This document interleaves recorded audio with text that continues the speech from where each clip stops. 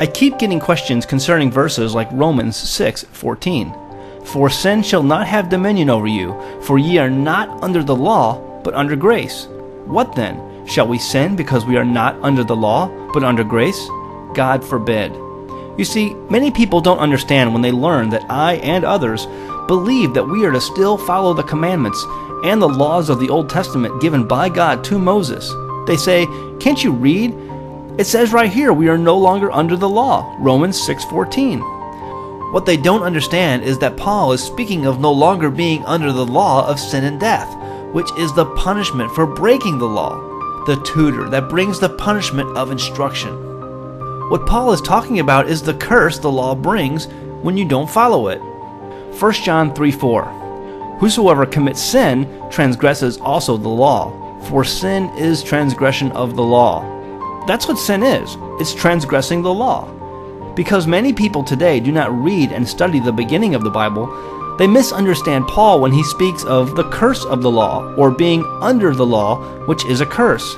He is simply quoting Moses in the Old Testament. Deuteronomy 11, verse 26. See, I am setting before you today a blessing and a curse. A blessing if you obey the commandments of the Lord your God that I am giving you today, and the curse if you disobey the commandments of the Lord your God. Basically, the people of Israel are standing before the Jordan River, ready to inherit the land. But Moses does a replay of all the commandments the Father gave to their parents in the wilderness and tells them that if you do not obey the Father and His commandments, you will be cursed.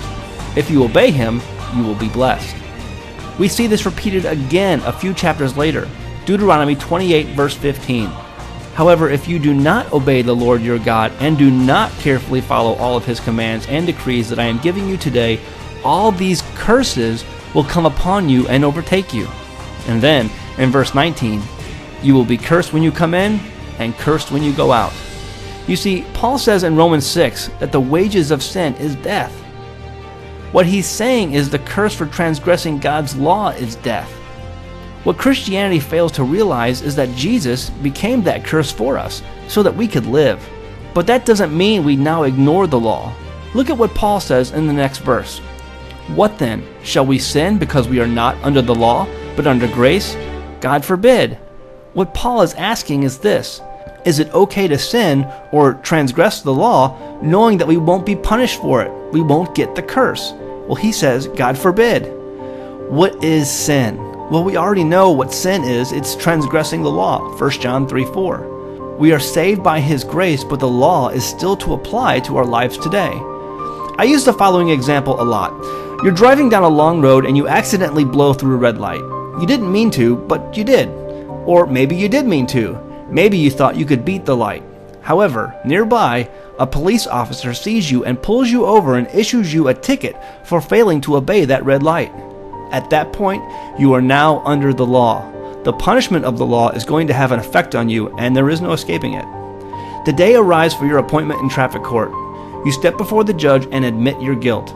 He sentences you to a fine, and you write a check and pay that fine.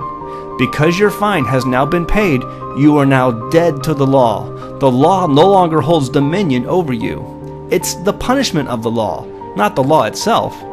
You are free to walk out of that courtroom and be on your way. However, does that mean you can continue to run red lights on your way home from traffic court?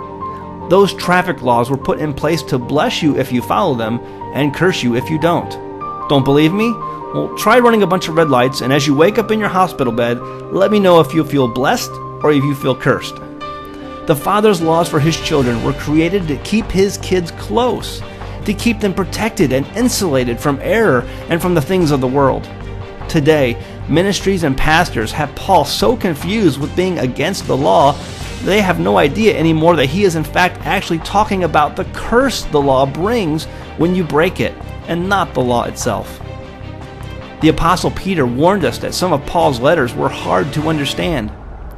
An account that the long-suffering of our Lord is salvation, even as our beloved brother Paul, also according to the wisdom given unto him, hath written unto you, as also in all his epistles, speaking in them of these things, in which some things are hard to be understood, which they that are unlearned and unstable wrest, as they do also the other scriptures, unto their own destruction.